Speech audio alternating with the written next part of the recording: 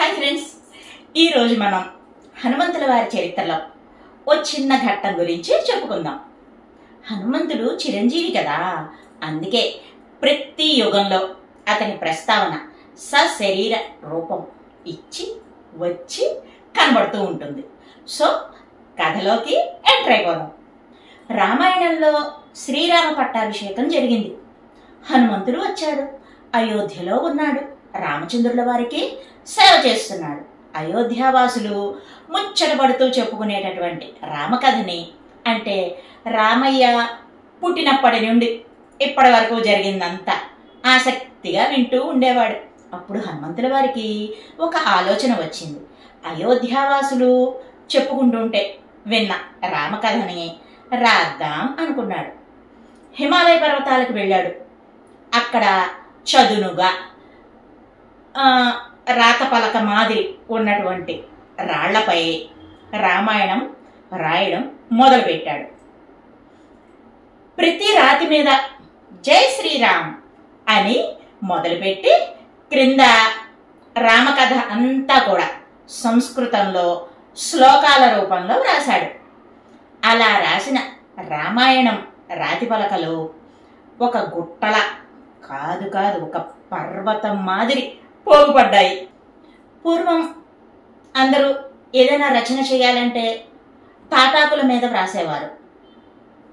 అవి ఏదో ఒకనాటికి నశించిపోయేవి త్వరగా. కానీ ఇవి రాళ్ళు చిరస్థాయిగా ఉండిపోవాలి అనుకుంటూ రామాయణాన్ని రాతిపై చెక్కాడన్నమాట. ఇంతకు ముందే వాల్మీకి రామాయణం రాసిన విషయం హనుమంతుల వారికి తెలుసు. తాను రాసినటువంటి రామాయణం గురించి వాల్మీకి మహర్షి దగ్గరికి వెళ్ళి చెప్పాడు. మీరొక్కసారి వీలు చూసుకుని వచ్చి నేను రాసినటువంటి కొన్ని శ్లోకాలనైనా చదవండి అని వేడుకున్నాడు హనుమంతుడు. దానికి వాల్మీకి మహర్షి ఎంతో ముచ్చటపడుతూ, నువ్వు రామాయణం వ్రాసాను అని చెప్తుంటేనే నాకు ఎంతో ఆనందంగా ఉంది. కొన్ని శ్లోకాలేంటి, మొత్తం అన్నీ చదువుతాను అన్నాడు. హనుమ వ్రాసిన రామాయణం రాళ్లపైన కదా, మరి తెచ్చేందుకు ఎక్కడైనా పెట్టేందుకు కష్టసాధ్యం. అందుకని వాల్మీకి హిమాలయ పర్వతాలకి వచ్చాడు. అక్కడ హనుమ రాసిన రామాయణం మొత్తం చదివాడు. ఆహా, ఎంత అద్భుతంగా రాశావు హనుమ! నేను రాసిన రామాయణం కంటే నువ్వు రాసింది చాలా బాగుంది. ప్రజలకు నీ రామాయణమే నచ్చుతుంది, జగద్విఖ్యాతి పొందుతుంది అన్నాడు వాల్మీకి. ఇప్పటి ప్రజల మాదిరి కాదు. మెచ్చుకోవడం, గొప్పతనాన్ని గుర్తించడం ఆనాటి గురువులకు ప్రజలకు అలవాటు. హనుమంతుడు విన్నాడు. తనలో తాను ఇలా అనుకున్నాడు, వాల్మీకి రామాయణమే లోకంలో ప్రసిద్ధి పొందాలి. ఎవరెన్ని రామాయణాలు రాసినా వాల్మీకి రామాయణమే ప్రథమ స్థానంలో ఉండాలి. అదే ఆయనకు మనం ఇచ్చే గౌరవం. సాక్షాత్ నారదముని చెప్పినటువంటి రామకథ వాల్మీకి చేతిలో రామాయణంగా రూపొందింది. మరి దాన్ని మించి నేను రాసిన రామాయణం అందంగా ఉందన్న వాల్మీకి మాటలు హనుమకు చిన్న బాధను కలిగించాయి. వాల్మీకి హనుమ హృదయంలో గురుస్థానంలో ఉన్నాడు. ఆ స్థాయి కొద్దిగా తగ్గినా కూడా భరించలేడు హనుమ. అందుకే అప్పటికప్పుడే ఓ నిర్ణయం తీసేసుకున్నాడు మనసులో. వాల్మీకి మహర్షి తన ఆశ్రమానికి బయలుదేరి వెళ్ళిన వెంటనే తాను రాసినటువంటి రామాయణ రాతి పలకలన్నింటినీ కూడా సముద్రంలోకి విసిరేశాడు. అలా హనుమద్ రామాయణం సాగరంలో కలిసిపోయింది. అలా అలా యుగాలు నడుస్తున్నాయి, గడుస్తున్నాయి. కొద్ది కాలం తర్వాత, అంటే భోజరాజు కాళిదాసు ఉన్న రోజులలో ఓ సంఘటన జరిగింది. కొంతమంది జాలర్లు సముద్రంలో చేపల వేటకు వెళ్ళారు. జాలర్లు విసిరిన వలలో ఒక రాతి పలకం చేపలతో పాటు చిక్కుకుంది. అది హనుమ రాసిన రామాయణం రాతి పలక. ఎక్కడ విసిరాడు హనుమ, అవి ఎక్కడికెక్కడికి కొట్టుకొచ్చాయో కదా. ఇదంతా ఆ జాలర్లకి ఏమీ తెలియదు. చేపలతో పాటు విలువైనవేవైనా కొట్టుకురావడం, వలలో దొరకడం, వాటిని వ్యాపారులకు చూపించి అమ్మి సొమ్ము చేసుకోవడం ఆ జాలర్లకు అలవాటే. అలాగే ఆ రాతి పలకని పరీక్షగా చూశారు వాళ్ళు. దాని మీద చిక్కినటువంటి అక్షరాలు కనిపించాయి. కానీ వాళ్ళకేమీ అర్థం కాలేదు. ఏదో రాసి ఉంది అని మాత్రం అర్థమైంది. ఇది వ్యాపారులకు ఇవ్వడం వల్ల ప్రయోజనం తక్కువ. ఎందుకంటే ఇది విలువైనది అవునో కాదో కూడా మనకి తెలియదు. దీన్ని మన మహారాజుకి ఇద్దాం, వలలో దొరికిందని చెబుదాం, మనకెంత ప్రాప్తమో ఆ రాజే నిర్ణయిస్తాడు అని ఆ పలకని తీసుకెళ్లి రాజుగారికి అందజేశారు. మరి ఆ భోజ మహారాజు కూడా వారి ఆలోచనకి సంతోషించి వాళ్ళకి ధాన్య బహుమతులు ఇచ్చి సంతృప్తి పరిచాడు. మరి ఇంటికి వెళ్ళడానికి కూడా సదుపాయాలు చక్కగా చేసి తిరిగి పంపించాడు. ఇక భోజ మహారాజు ఆ రాతి పలకను సభలో ఉంచాడు. దాని మీద ఉన్నటువంటి అక్షరాలు ఏవి కూడా సరిగ్గా కనిపించట్లేదు. అందువల్ల ఆ రాతలు చెరిగిపోకుండా ఆ రాతిని రసాయనాలతో అంటే పసర్లతో శుభ్రం చేయించాడు. ఇక పండితులు దాని మీద ఉన్న అక్షరాలు గుర్తించే పని మొదలుపెట్టారు. ఒక చోట రాశారు. వారు రాసింది ఏంటో చెప్పనా? ఐఖలు విషమ పురాకృతానాం భవతి జంతుషు కర్మణాం విపాకః. ఆ రాతి పలకపై ఉన్నటువంటి శ్లోకం యొక్క 2వ పాదం ఇది.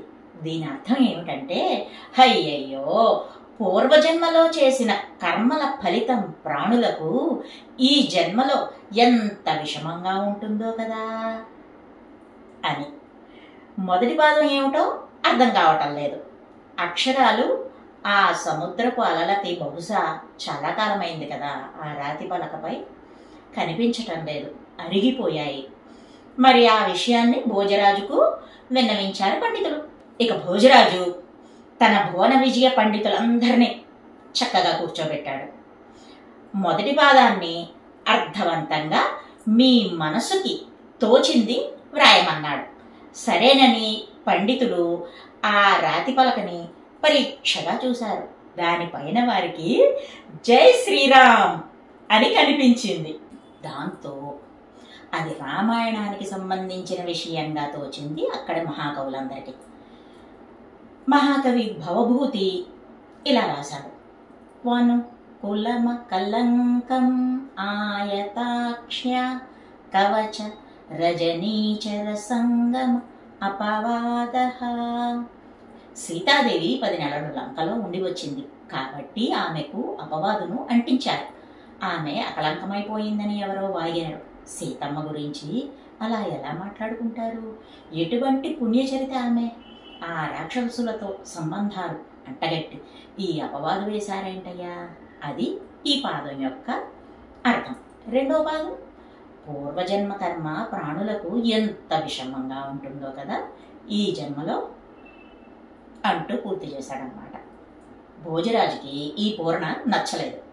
తాను కూడా ఆ శ్లోకం మొదటి పాదాన్ని పూర్తి చేయడానికి ట్రై చేశాడు. ఆయన కూడా మంచి కవిశ్రేష్ఠుడు, గొప్ప సాహితీవేత్త. క్వ జనక తనయా క్వచ దశకంధర మందిరే నివాసః అంటూ మొదటి పాదాన్ని రాశాడు.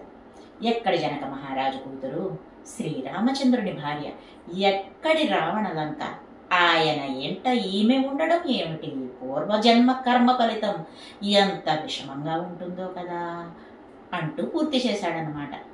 కానీ తను రాసింది కూడా భోజమహారాజుకి నచ్చలేదు, సంతృప్తిని ఇవ్వలేదు. ఇక మిగతా పండితులందరూ కూడా తమ తమ ప్రతిభని చూపించడానికి ట్రై చేశారు. ఆ శ్లోకాన్ని ప్రథమ భాగాన్ని రాయడానికి ట్రై చేశారు. కానీ ఎవ్వరు ఏం రాసిన రాజుకి నచ్చటం లేదు. ఇక మన వల్ల కావట్లేదు అనుకుంటూ అప్పుడు పిలిచారు కాళిదాసు మహాకవిని. కాళిదాసు వచ్చాడు. ఆ రాతి పలకని పరీక్షగా చూశాడు. పైన జై శ్రీరామ్ అని ఉంది కదా.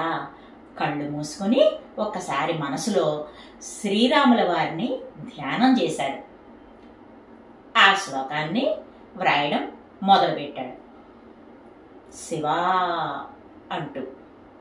చేసిందేమో రామధ్యానం, కానీ మనసుకి స్ఫురించిన పదం శివ.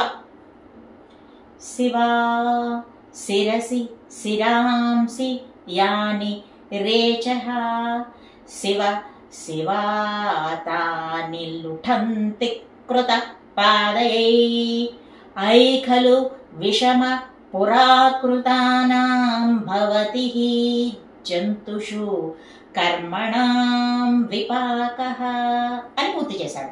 శివ శివ, ఏ తలలైతే ఆ పరమశివుడు నివసించే కైలాస పర్వతాన్ని ధరించాయో ఆ తలలు ఈ రోజు తెగిపడి యుద్ధ భూమిలో గ్రద్దల కాళ్ల చేత దొర్లింపబడుతున్నాయి.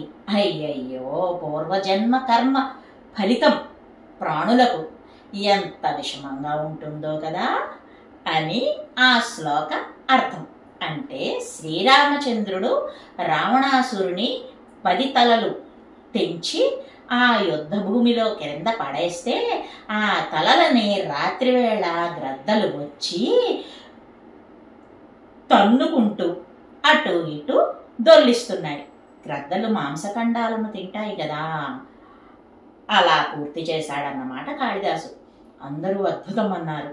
కానీ కొందరు పండితులు ఇదే సరైంది అని ఎలా నమ్మడం అంటూ తమ అభిప్రాయాన్ని వ్యక్తం చేశారు.